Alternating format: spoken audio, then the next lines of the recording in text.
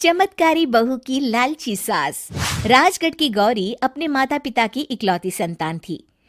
गौरी के पिता मेहनतकश किसान थे। वो सारा दिन खेतों में काम करते। गौरी अपनी माँ का किचन में हाथ बटाती। वो जंगल से लकड़ियाँ बीनती और माँ के चूल्हे में मदद करती। एक दिन वो जंगल में लकड़ी बीनने गई थी कि तभी उसे रोने की आवाज आती है।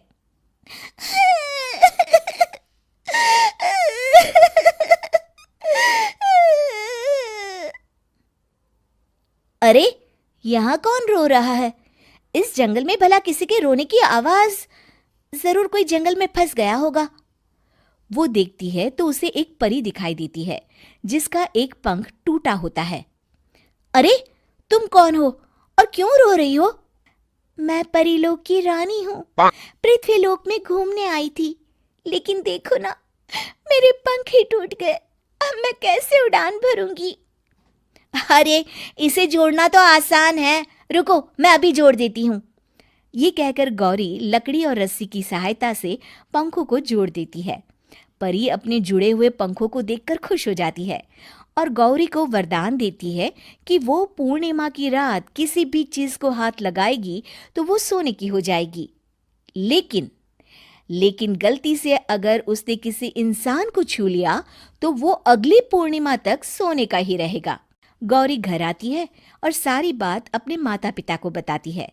गौरी की माँ उसे कहती है, तू भी ना गौरी, सारा दिन परियों की कहानियां पढ़कर स्वप्न लोक में ही रहती है। नहीं माँ, मैं सच बोल रही हूँ।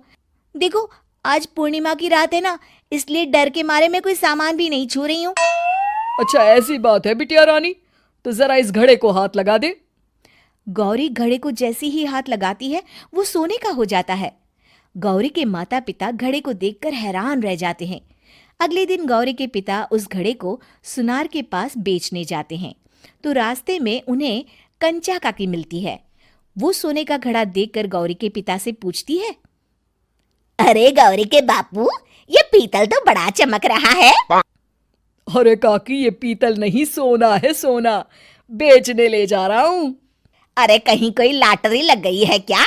इतना सोना? गौरी के पिता काकी को गौरी को परी द्वारा दिए वरदान के बारे में बताते हैं।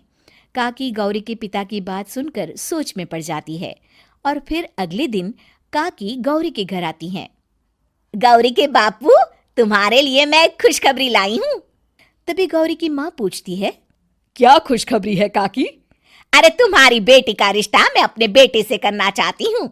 अरे, कब तक अपनी सयानी लड़की को घर पर बिठा कर रखोगी? हाँ, देखो काकी, मैं ऐसे ही व्यक्ति से अपनी बेटी की शादी कराऊंगा जो गौरी के वरदान से नहीं, उसके गुणों को समझे। अरे, हमें तो गौरी के गुण अच्छे लगे, इसीलिए तो आ गई हूँ मैं। फिर गौरी के माँ बाप मान जाते हैं और उसकी शादी काकी के बेटे से हो जाती है। अगले दिन, अरे गौरी, कल पूर्णिमा की रात है। तुम्हारे पिताजी परी के वरदान के बारे में बता रहे थे, तो मैं ना कुछ चीजें रख दूंगी, जरा हाथ लगा देना। तभी गौरी का पति वहां आ जाता है और अपनी माँ से कहता है, माँ, क्या जरूरत है गौरी के वरदान को इस्तेमाल करने की? वैसे भी मेरी मेहनत से घर तो चल ही रहा है ना।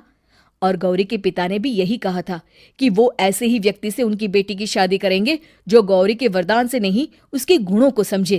अरे बस कर किताबी बातें। तेरे लिए क्या लड़कियों की कमी थी जो मैं ये किसान की बेटी घर ले आती? और सुन गौरी, कल अगर तूने सारी चीजों को सोने का नहीं किया तो मैं तुझे घर से निकाल दूंगी और अपने बेटे की दूसरी शादी करवा दूंगी, समझी? इतना कहकर गौरी की सास वहां से चली जाती है।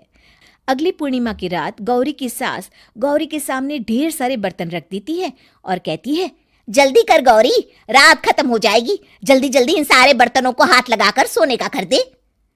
गौरी करती भी तो क्या, वो जैसे ही एक छोटे से बर्तन को छूने वाली होती है कि उसकी सास भड़क जाती है। क्या मजाक बना रखा है? इतने छोटे से बर्तन में क्या होगा? ये ले, ये बड़ा वाला बर्तन। जैसे ही बड़ा सा बर्तन लेकर गौरी की सास उसकी तरफ बढ़ती है, वैसे ही बर्तन के बाहर से वो धड़ाम से गिर जाती है। सास को गिरा देख गौरी उन्हें संभालने दौड़ती है और वो सास को हाथ लगाकर कहती है, अरे सासू माँ, क्या हो गया आपको? कहीं चोट तो नहीं लगी ना? लेकिन जैसे ही वो हाथ सास से हटाती है तो देखती है कि उसकी सास सोने की हो गई है। गौरी सोनी की सास को देखकर रोने लगती है और अपने पति से कहती है, मुझे परी ने कहा था कि अगर मैं किसी इंसान को हाथ लगाती हूँ तो वो अगली पूर्णिमा तक सोने का ही रहेगा। अब मैं क्या करूँ? अरे करना क्या है, माँ को उठाकर अलमारी में रख दो। और हाँ, लालच का फल बुरा ही होता है। ज्यादा बड़े बर्तन को सोने का बनाने के चक्कर में माँ का ये हाल हुआ है। ये कहकर वो दोनों माँ की तरफ देखने लगते हैं।